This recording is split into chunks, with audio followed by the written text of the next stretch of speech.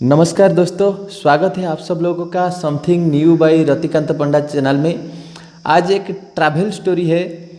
हमारे Reno driver में up and down मिला के लगभग 900 किलोमीटर की जर्नी करा था हम लोगों ने। इंस्टेंटली हमें खबर मिला कि हमें संबलपुर जाना है।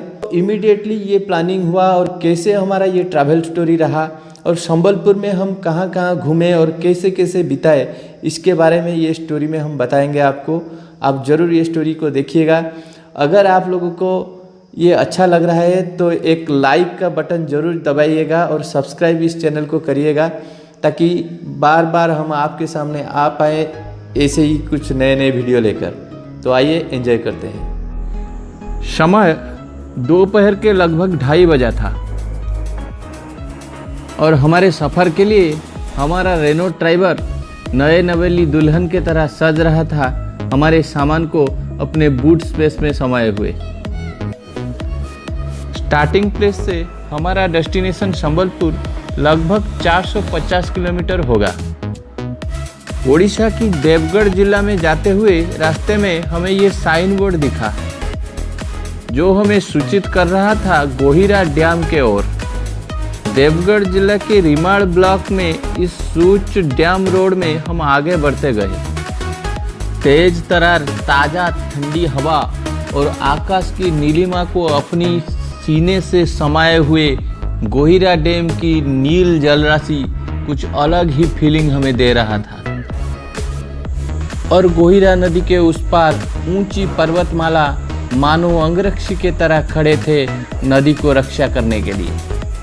1985 से बनकर तैयार हुई इस डैम हर साल लगभग 8000 हेक्टेयर कृषि क्षेत्र को पानी मुहैया करता आ रहा है और इसकी खूबसूरती के लिए पिकनिक शौकीनों की ये एक पसंदीदा जगह है। रात होने वाला था, इसीलिए जल्दी जल्दी शूटिंग बंद करके हम अपने गंतव्य स्थल से पहुंचने की कोशिश जारी रखा।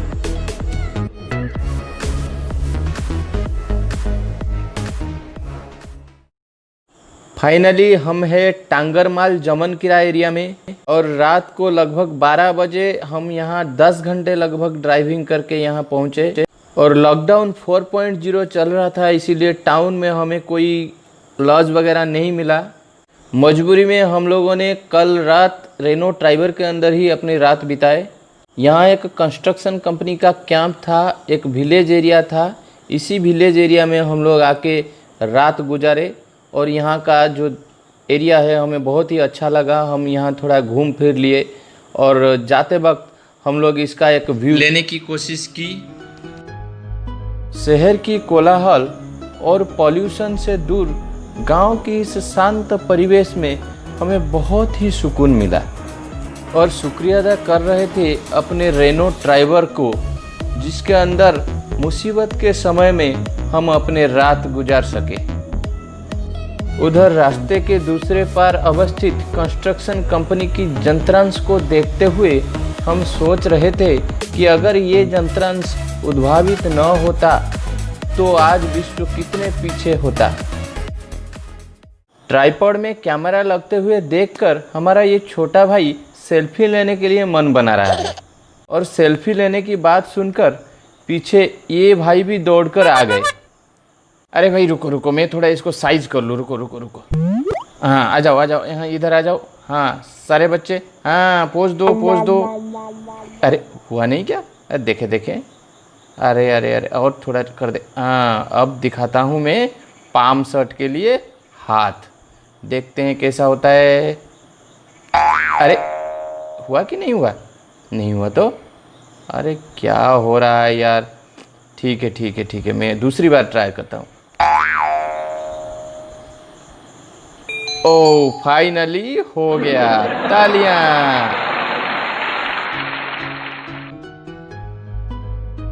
ऐसे ही कुछ हंसी मजाक के बाद हम निकल पड़े संबलपुर के ओर।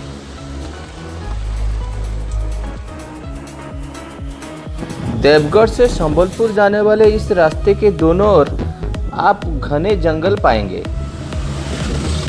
इस जंगल एरिया को कई सारे जीव जंतुओं के लिए अभयारण्य घोषित किया गया है।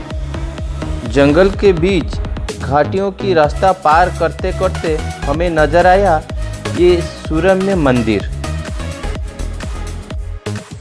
जानकारी लेने से पता चला कि ये मंदिर देवी माँ बनदुर्गा जी के हैं और जगह का नाम था पतरापल्ली। संबलपुर के कई जगहों के नाम के साथ पल्ली या पाली नाम जोड़ते हुए आप पाएंगे। मंदिर की निर्माण कार्य समाप्त ना होते हुए भी इस मंदिर को देखने में आपको जरूर आनंद आएगा। मंदिर के छत पर माता जी के महिषासुर वध और सिंहवाहिनी जैसे रूप आपको दिख जाएंगे। मंदिर के इस गर्भगृह में माता जी की प्रवेश अभी तक नहीं हुई है।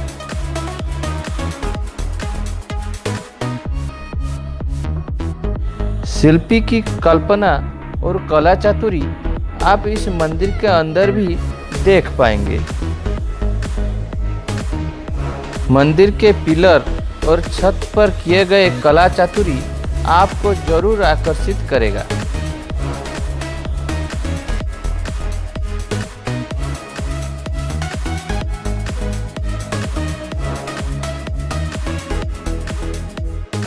मंदिर के भीतरवाल में आपको माता जी के कई रूप जैसे तारा, छिन्नमस्ता, षोडशी, भुवनेश्वरी, त्रिपुर भैरवी, धूमावती, बगड़ामुखी, मातंगी, कमला और महाकाली जैसे कई रूप दिख जाएंगे।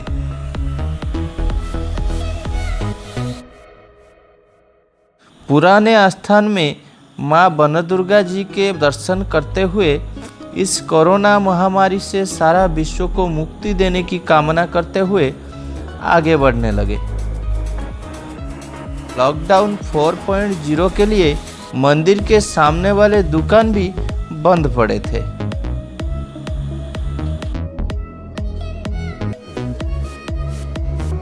सुबह सुबह निकले थे और अभी पेट पूजा की बारी। फिलहाल पहुंच गए हैं हम पड़िया बहाल।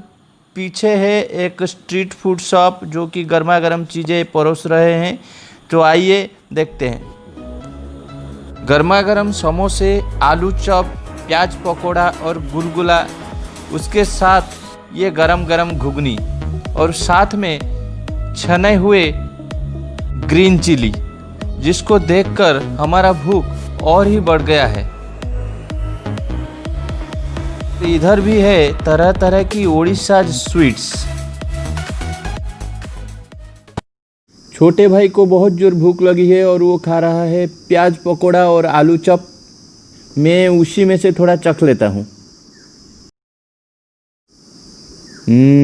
बहुत ही टेस्टी है।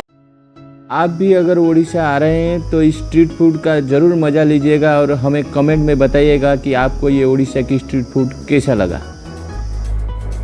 अभी तक हम अपने रेनो ट्राइबर में लगभग 450 किलोमीटर दूरी तय कर चुके हैं। ज़्यादा लंबी समय बैठने से मुझे थोड़ा कमर दर्द की प्रॉब्लम होता है, मगर अभी तक मैं ये नोटिस किया कि मुझे ऐसा कुछ दर्द नहीं हुआ है। तो मैं सोच रहा हूँ कि इसकी जो सीटिंग कंडीशन है शायद कुछ सही है, जिसके लिए मुझे अभी तक इतना आरामदायक जर्नी हो चुका है। रोड साइड में हमें सेंचुरी की ये बोर्ड दिखा जिसमें वन्य जंतु की सुरक्षा के बारे में लिखा गया था। अब गाड़ी में पेट्रोल खत्म होने वाला है, इसीलिए लोकली एक पेट्रोल पंप में हम लोगों ने टंकी फुल करवाए। टैंक का कैपेसिटी 40 लीटर है, मगर 35 लीटर में अभी ये फुल हुआ है, शायद कुछ तेल बचा था। अभी हम इसका माइलेज की कैलकुलेशन कर रहे थे। तेज गर्मी के कारण हम इसमें फुल एसी के साथ चल रहे थे और लगभग हमें ये माइलेज 14 के आसपास दिया। बीच में रोड थोड़ा ख़राब था। अभी हम लोग संबलपुर की तरफ बढ़ रहे हैं और आइए देखते हैं अभी सामने क्या क्या होता है। यहाँ हमें रास्ते में एक एजुकेशनल इंस्टीट्यूशन दिखा जो कि ओडिशा सरकार की स्पोर्ट्स एंड यूथ सर्विस का एक विंग है। ये government college of physical education है। तो इस एरिया का नाम है कुलुंडी। यहाँ विद्यालयों में शारीरिक शिक्षा शिक्षक बनने वाले टीचर ही ट्रेनिंग लेते हैं। अभी हम संबलपुर टाउन पहुँच गए हैं और सीधा रुक कर रहे हैं यहाँ की सबसे फेमस जगह हीराकुद डैम की ओर। संबलपुर शहर से ये डैम लगभग 14 से 15 किलोमीटर दूरी पर है। बहुत ही सुंदर रास्ता। एशिया की सबसे लंबी 8 डैम की मान्यता पाया हुआ इस डैम का लंबाई लगभग 26 किलोमीटर है, जिसमें मुख्य डैम की लंबाई लगभग 5 किलोमीटर है। पार्किंग प्लेस से हमें दिख रहा था 2 केबल कार जो कि रोपवे के थ्रू गांधी मीनार से नीचे की तरफ आ रहे थे। जी हाँ, गांधी मीनार। जिस गांधी मीनार के ऊपर चढ़कर पर्यटक पूरे हीराकुद एरिया की अवलोकन कर सकते हैं। पार्किंग प्लेस के पास ही था ये जवाहर उद्यान, जिसमें आप जा सकते हैं सिर्फ 5 रुपया फीस देकर। मगर हमें इसमें जाने की अनुमति नहीं थी क्योंकि लॉकडाउन 4.0 चल रहा था, ना कि हीराकुद डैम के पास जाने की अनुमति। यहाँ गांधी मीनार जाने के लिए आपको रोपवे की टिकट मिल पाएगा। अंदर ना जाते हुए भी बाहर से मैं जितना देख पाया, सजे हुए रॉयल पाम ट्री और पूजा प्लांट्स की खूबसूरती आपकी मन को जरूर भाएगा।